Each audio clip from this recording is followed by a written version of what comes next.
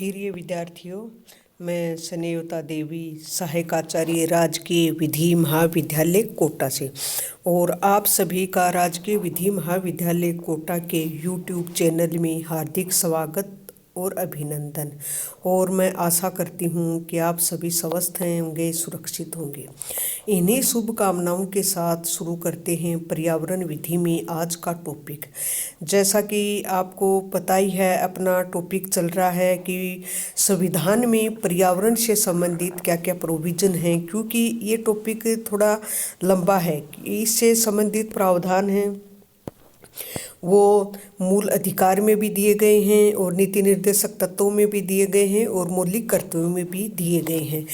तो इससे संबंधित जो प्रावधान हैं उन पर करते हैं अपन चर्चा। पिछले लेक्चर में भी यही टॉपिक था, अब इसको आगे बढ़ाते हैं।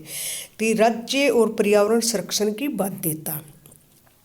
भारतीय संविधान का अनुच्छेद 47 में क्या है, नीति निर्देशक तत्व है। ये राज्य पर एक दायित्व डालता है कि वह अपने लोगों के पोषण स्तर और जीवन स्तर को बढ़ाएगा। साथ ही राज्य का प्राथमिक कर्तव्य सार्वजनिक स्वास्थ्य में सुधार करना होगा।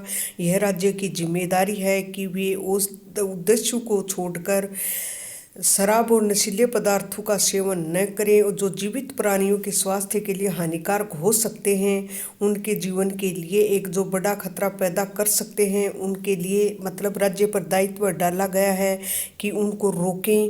कैसे भी ऐसी कोई कानून बनाएं कि इसमें क्या है, जो ये लिखी हुई है इसमें थोड़ी हिंदी की टाइपिंग है, थोड़ी मिस्टेक हो सकती है। मैं जो बोलूँ उस पर ज़्यादा ध्यान देना है।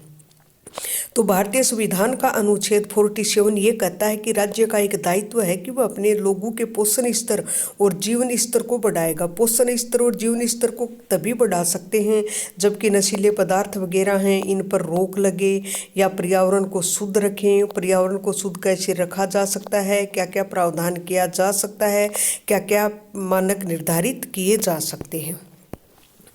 फिर क्या, जिम्मेदारी शब्द की भी व्याख्या की जा सकती है कि राज्य सभी के जीवन स्तर के स्वास्थ्य और मानक को बेहतर बनाने और पर्यावरण संरक्षण के संदर्भ में जागरूकता को बढ़ाने के लिए प्रभावी, पर्याप्त और आवश्यक कदम उठाएंगे। मतलब ये एक राज्य की जिम्मेदारी है, राज्य का दायित्व है कि वो अच्छा स्वास्थ्य और स्वास्थ्य को और अधिक बेहतर बनाने के लिए वो क्या क्या मानक निर्धारित कर सकते हैं।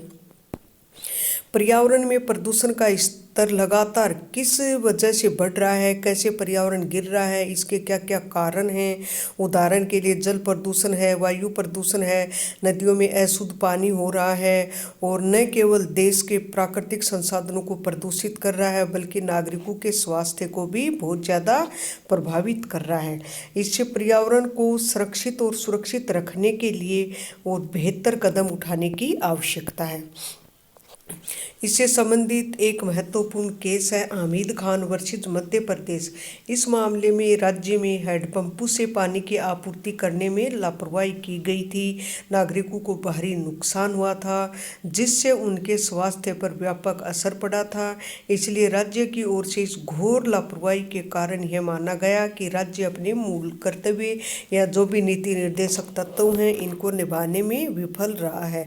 आजकल जो भी केस आ रहे हैं बहुत ज़्यादा पर्यावरण को लेकर, प्रदूषण को लेकर सुप्रीम कोर्ट में आने लग गए हैं। जैसे कि हाल ही एक पराली जलाने का मामला जो कि बहुत ही गंभीर है और एक ज्वलंत उदाहरण चल रहा है। क्योंकि आप विधि के विद्यार्थी हैं तो थोड़ा केस इन लॉ पर क्या क्या पेपर में न्यूज़ आती है ये सब आपको ध्यान होना चाहिए।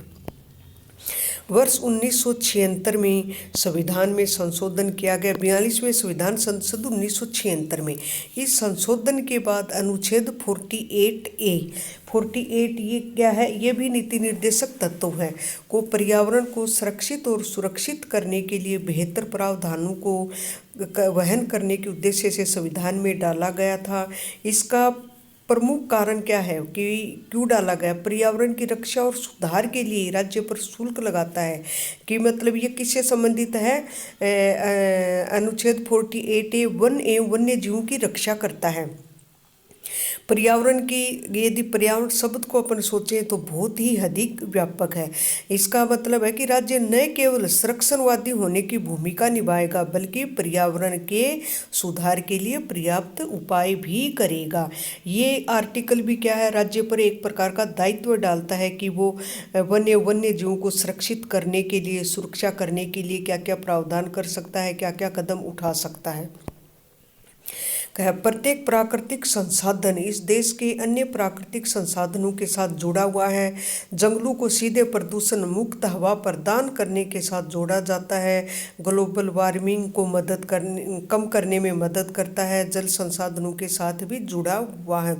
कुल मिला के ये है कि संविधान में जो जो भी प्रोविजन है वो कहीं तो मूल अधिकार हैं और कहीं नागरिक को, जिस प्रकार राज्यों में दायित्व डाला गया है राज्य पर कि वो कैसे एक प्रदूषण को कम कर सकता है, पर्यावरण को कैसे सुरक्षित कर सकता है, ठीक इसी प्रकार आगे पढ़ेंगे कि नागरिकों के भी कुछ कर्तव्य हैं कि वो नागरिकों के क्या क्या कर्तव्य हैं, कैसे वो पर्यावरण को स्वस्थ और शुद्ध रख सकते हैं। तो एक पर्यावरण को स्वच्छ, शुद्ध और अच्छा रखने के लिए नागरिकों का अधिकार भी है, कर्तव्य भी है और राज्य का भी दायित्व है और साथ साथ शुद्ध हवा और स्वच्छ वातावरण प्राप्त करने का नागरिकों का मूल अधिकार भी है, जो कि भारतीय संविधान के अनुच्छेद 21 में दिया गया है। तो ये जो पर्यावरण है, पर्यावरण यदि स्वच्छ हवा होगी, स्वस्थ जल होगा, स्वस्थ वायु होगी, तभी अपन स्वस्थ और सुरक्षित रह पाएंगे। आने वाले टाइम में अब इतनी भयंकर सब जगह पराली जलाई जा रही है, वाहन ज़्यादा हो गए हैं, उद्योग ज़्यादा हो गए हैं, इनसे वायु बहुत प्रदूषित होती जा रही है। भारत में सबसे ज़्यादा मरने वालों की संख्या या प्रदूषित होने सबसे ज़्यादा संख्या वायु प्रदूषण के कारण ही होती है। तो आप सबका भी दायित्व है, कर्तव्य भी है और अपन सबको पर्यावरण को स्वस्थ और सुरक्षित रखता है। मैं आशा करती हूँ कि ये टॉपिक आपके समझ में आया होगा। इन्हीं शुभकामनाओं के साथ आप सभी को धन्यवाद।